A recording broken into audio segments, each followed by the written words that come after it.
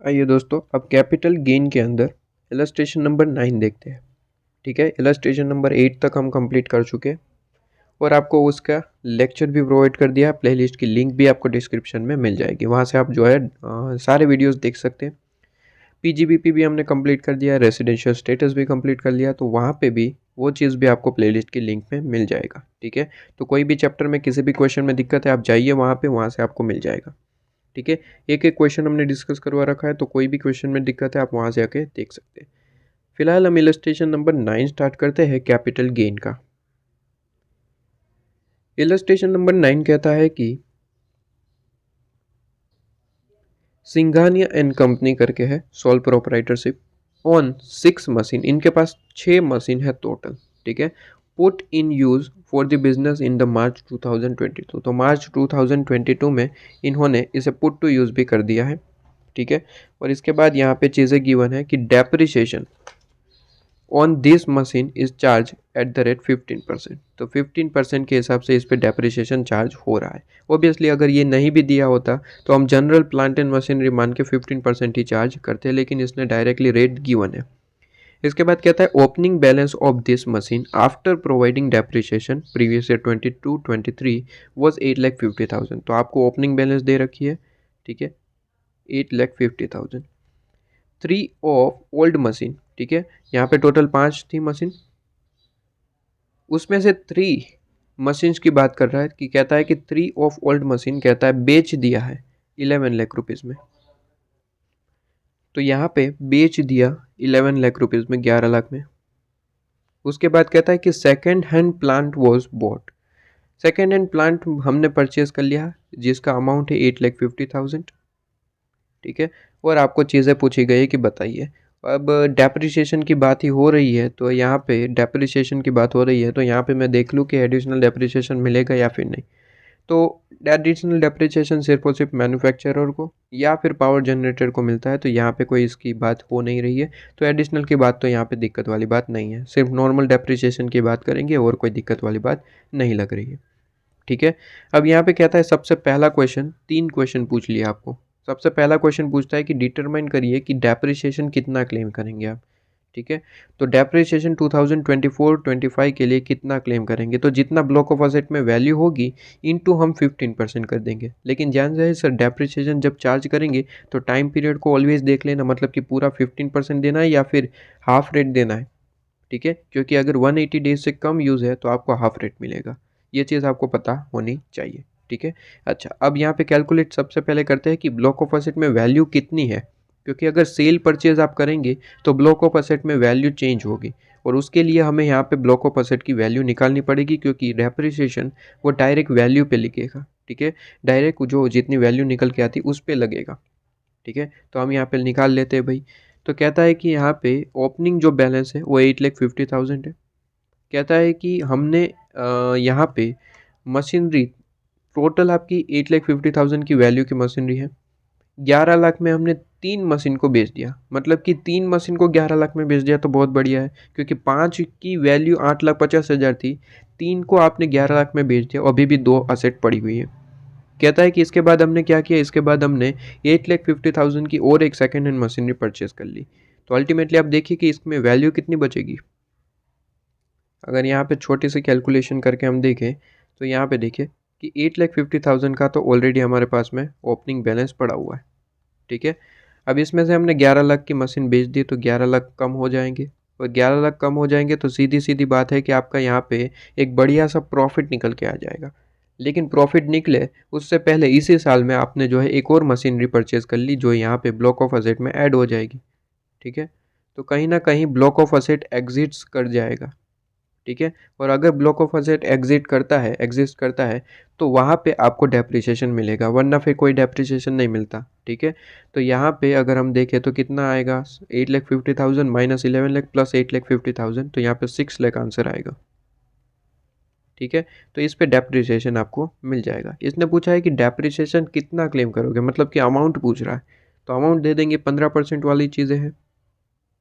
और ऑलवेज ध्यान रखिए कि सर यहाँ पे जो चीज़ अमाउंट निकल के आती है उसे लास्ट देखा जाता है, मतलब कि लास्ट में आपने परचेज कौन सा मशीन करा था, उसकी वैल्यू क्या थी, उसके हिसाब से यहाँ पे देखा जाता है। सर उसकी वैल्यू 8,50,000 थी, ठीक है, और यहाँ पे वैल्यू कितनी है, 6 लाख। मतलब कि ये 6 लाख जो है वो सेकेंड हैंड मशीन, मतलब कि लास्ट में जो आपने परचेज करा मशीन उसका ही मान लिया जाता है, ठीक है। तो उसका ही टाइम पीरियड देखा जाएगा, उसका ही यहाँ पे पुट टू यूज़ देखा जाएगा, और पुट टू यूज़ देख के हम यहाँ पे, ठीक है, डेप्रिसिएशन कैलकुलेट करेंगे। मतलब कि यहाँ पे कितना है सर, 13 नवंबर, 13 नवंबर, मतलब कि अगर 13 नवंबर से कैलकुलेट करें तो सर ऑब्वियसली 180 डेज से कम पीरियड होता है, 180 डेज से कम पीरियड होता है। मतलब कि यहाँ पे पूरा 15% नहीं, 7.5% मिलेगा डेप्रिसिएशन। तो अगर 7.5% आप कैलकुलेट करेंगे तो आपका आंसर कुछ यहाँ पे आएगा 45,000। तो इसका मेरा आंसर जो आ रहा है वो 45,000 आ रहा है, ठीक है, 45,000 लीजिए। तो अगर मैं यहाँ पे कैलकुलेशन अगर इस बार देखूँ यहाँ पे आंसर, तो ऑब्वियसली यहाँ पे देख लीजिए 45,000 आपका आंसर आ रहा है, मैच हो रहा है, ठीक है। इसके बाद कहता है कि कैलकुलेट करिए capital gain liable to tax for the assessment year 2024-25। कोई कैपिटल गेन निकला हो तो वो बताइए। तो देखिए कैपिटल गेन का कॉन्सेप्ट क्या होता है पूरे का पूरा समझ लीजिए। कैपिटल गेन कब निकलता है, जब हम यहाँ पे ब्लॉक सीज टू एग्जिस्ट हो जाता है, मतलब कि यहाँ पे ब्लॉक में कोई अमाउंट नहीं रहती, उल्टा हमें फ़ायदा हो जाता है। फॉर एग्जाम्पल अगर ये 8,50,000 की हमने एसेट परचेज ही नहीं की होती तो आप यहाँ पे क्या चीज़ होती, 8,50,000 की हमें वैल्यू है, 11 लाख में बेच दिया, ठीक है, कहीं ना कहीं प्रॉफिट हुआ है, ठीक है। यहाँ पे मशीनरी की कोई वैल्यू तो ज़ीरो हो चुकी, उल्टा आपको प्रॉफिट हुआ है। तो प्रॉफिट होता है तो उस टाइम पे कैपिटल गेन का कॉन्सेप्ट आता है। अगर हम इसमें देखें तो सर यहाँ पे कोई कैपिटल गेन का कॉन्सेप्ट नहीं आएगा, क्योंकि हमारे पास मशीन की वैल्यू अभी भी पड़ी हुई है जिस पे हम डेप्रिसिएशन चार्ज कर रहे हैं। इन शॉर्ट अगर मैं कहूँ कि जहाँ पे आप डेप्रिसिएशन चार्ज कर पाते हैं, अगर ऐसी कोई वैल्यू बची हुई है जहाँ पे डेप्रिसिएशन चार्ज कर पाते हैं, वहाँ पे कभी भी कैपिटल गेन नहीं आएगा, ठीक है। कैपिटल गेन तभी आता है जब ब्लॉक सीज टू एग्जिस्ट हो जाए, ठीक है, मतलब कि आपका प्रॉफिट ही प्रॉफिट निकल आए। यहाँ पे कोई प्रॉफिट नहीं निकल के आ रहा है क्योंकि यहाँ पे मशीन की वैल्यू अभी बची हुई है, ठीक है। तो अगर इसका सॉल्यूशन हम देखें तो पहले तो पूरे के पूरे प्रोविज़न लिखेंगे। इसके बाद यहाँ पे देखिए, यहाँ पे लास्ट में आंसर लिखा है, in the given case capital gain will not arise. क्यों, क्योंकि ब्लॉक अभी भी एग्जिस्ट करता है, ठीक है, इसलिए। इसके बाद यहाँ पे थर्ड पॉइंट कहता है कि if the Singhania and company has sold 3 machine 21 lakh rupees, मतलब कि अगर 11 लाख की जगह ये मशीन 21 लाख रुपीज़ में बेचा गया होता, तो कहता है कि तो क्या आपका आंसर कोई डिफरेंस आता, क्या आपकी वर्किंग कोई डिफरेंट होती। तो आंसर इजिएस्ट हो सकती है, ठीक है। अगर 21 लाख रुपीज़ में बेचोगे तो हमें कैलकुलेशन वापस से करनी पड़ेगी। और अगर देखें तो 8,50,000 की ओपनिंग बैलेंस थी, 8,50,000 की टोटल ओपनिंग बैलेंस थी। कहता है कि 11 लाख की जगह 21 लाख रुपीज़ में बेचा है, तो हम माइनस क्या करेंगे, 21 लाख रुपीज़, ठीक है। और उसके बाद क्या कहता है, 21 लाख रुपीज़ है, 21 लाख रुपीज़, ठीक है, यहाँ पे 21 लाख रुपीज़, ठीक है। और इसके बाद हमने सेकेंड हैंड मशीनरी परचेज करा 8,50 में, 8,50,000।